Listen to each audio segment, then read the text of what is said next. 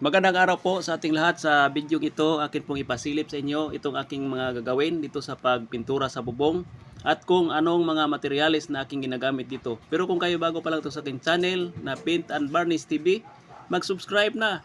Pakipindot na rin yung notification bell para ma-update po kayo kung ano man ang upload ko sa channel na ito.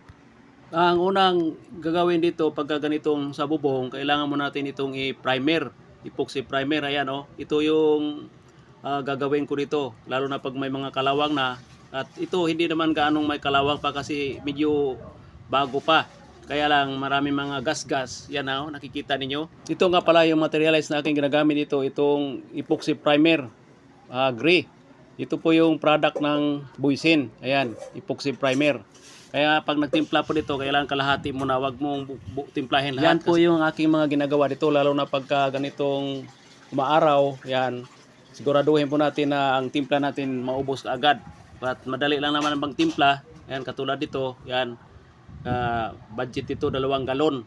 Ayan, hati-hati muna ang pagtimpla. Ganun po yung proseso dito pag nagtimpla po tayo ng mga epoxy primer. Kasi nga, mahal ang materyales, kailangan sigurado po ang ating paggamit ito at magandang resulta ng ating trabaho. So, ganun lang kadali pagka nagpintura po tayo. Ang ginagamit ko lang dito yung BB Roller Cotton.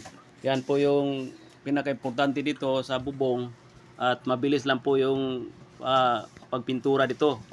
Lalo na pag mainit, hindi pwede magtagal ito. Ang nakaganda lang yan, lalo na pag mainit ang panahon, mabilis po matuyo. Ayan, ang lahat na dati yan, ngayon, na-epoxy na lahat yan. Bago pa yan, tirahin ng pang-finish itong Spanish Red. At okay na, yan, nakita naman ninyo na primera na lahat. At itong kasunod kong ipapakita sa inyo, ito nga yung Spanish Red. At yan ang po yung pinaka-final na kulay. 2 galon na po yung budget dyan. Ayan o, product po ng Buisin. Yung gagamitin ko dyan lahat para dyan sa bubong. At ganun po yung kadali lang po pag nagpintura po tayo. Pagkatapos ng primer, kasi mabilis ang tuyo, lalo na pag mainit, sundan po natin kaagad ng finish ng Spanish Red. Okay na, nabuksan na. Ang ginagamit ko dito, martilyo lang. Sinasabitan ko lang ng martilyo. Ganun lang po kabilis pagka nagbukas po tayo ng ganitong mga pangpintura o galon. Dali lang po pagbukas. Tapos haluin po natin ito bago po natin ito ipagulong. Yan, kailangan mahalo po natin ito kasi nga yung iba matagal ng stock. Kaya siguraduhin po natin na maganda po pagkahalo bago po natin ito ipagulong. Yan po yung mga gamit ko, itong BB roller, yan, yung cotton. Iba rin yan kasi iba rin yung ginagamit sa primer. Iba rin yun itong gagamitin dito sa roof guard na Spanish Red. So okay na, nahalo ko ng mabuti at ito na yon yung kulay niya dito sa bubong. Una po natin sa tabi, yan. At 2 patong po ito, second coating, 2 mano sa Tagalog pa. Kaya nga, mag-ingat po tayo pag sa bubong, lalo na pag dito sa taas. Yan, ganun po kadali pagka nagpintura po tayo ng bubong. Katulad dito, 1 araw ko lang yung ginawa, primer saka pag-final.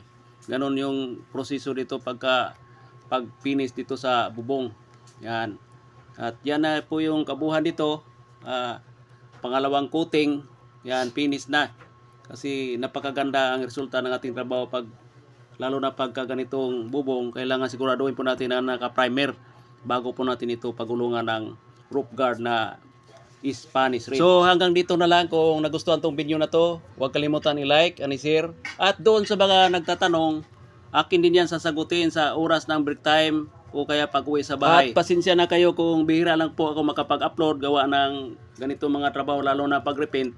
Yan po yung aking na-share sa inyo. Lalong-lalo na sa mga baguhan. At hanggang dito na lang. Paki-follow at like na lang po yung FB page ko na Paint and Varnish TV. Salamat po.